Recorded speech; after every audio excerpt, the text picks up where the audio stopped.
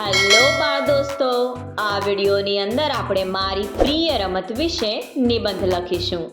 તો ચાલો જોઈએ.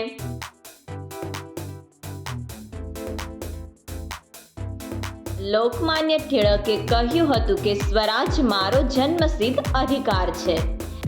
એવી જ રીતે એમ પણ કહી શકાય કે રમવું એ બાળકનો જન્મસિદ્ધ અધિકાર છે અને સ્વભાવ પણ છે.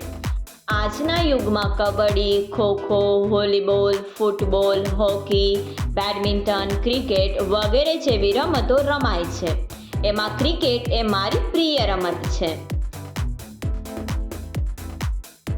ક્રિકેટ રમતનો રાજા છે. ક્રિકેટ ખર્ચાળ રમત છે, છતાં આ રમતે અનેક લોકોના દિલ જીતી લીધા છે. આજે તો દુનિયાના કોઈ પણ ખૂણે ક્રિકેટ મેચ રમાઈ રહી હોય ત્યારે લાખો લોકો તેને ટેલિવિઝન પર જોવાનું ચૂકતા નથી અને એ જ તેની લોકપ્રિયતાનો બોલતો પુરાવો છે. મારા પિતાજી તેમની ઓફિસની ક્રિકેટ ટીમના કપ્તાન છે. હું નાનો હતો ત્યારે તેઓ મારી સાથે ઘરમાં ક્રિકેટ રમતા. ત્યારથી ક્રિકેટની રમત મારા મનમાં વસી ગઈ છે. હું દરરોજ સાંજે મારી સોસાયટીના મિત્રો સાથે ક્રિકેટ રમું છું. અમે દર રવિવારે સવારે જુદી જુદી સોસાયટીઓની સાથે મેચ ગોઠવીએ છીએ. મારું બેટિંગ ઘણું સારું છે. હું જલ્દીથી આઉટ થતો નથી, તેથી મને મારી ટીમનો કપ્તાન બનાવવામાં આવ્યો છે. મારા મિત્રો મને સચિનની ઉપમા આપે છે. હું ટેલિવિઝન પર દર્શાવવામાં આવતી મોટા ભાગની ક્રિકેટ મેચ જોઉં છું. હું દુનિયાના નામાંકિત ક્રિકેટરોના ચિત્રો અને તેમની વિગતો એકઠી કરું છું.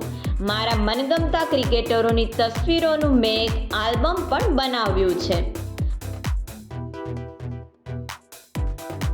8મા ધોરણની વાર્ષિક પરીક્ષામાં મારો પહેલો નંબર આવ્યો, તેથી મારા પિતાજીએ મને એક સરસ બેટ લાવી આપ્યું છે. ઉનાળાની રજાઓમાં હું સ્પોર્ટ્સ ક્લબમાં જઈને ક્રિકેટની કેળવણી મેળવું છું. ક્રિકેટ રમવાથી મને ઘણા ફાયદા થયા છે. મારા શરીરમાં ગજબની સ્ફૂર્તિ આવી ગઈ છે. મારી એકાગ્રતા વધી છે.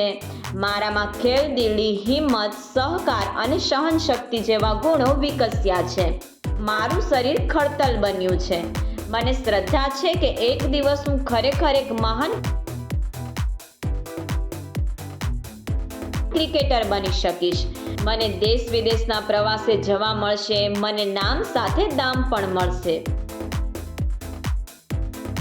સબસ્ક્રાઇબ કરો અમારી ચેનલ ક્રેઝી કિડ્સ લર્નિંગ.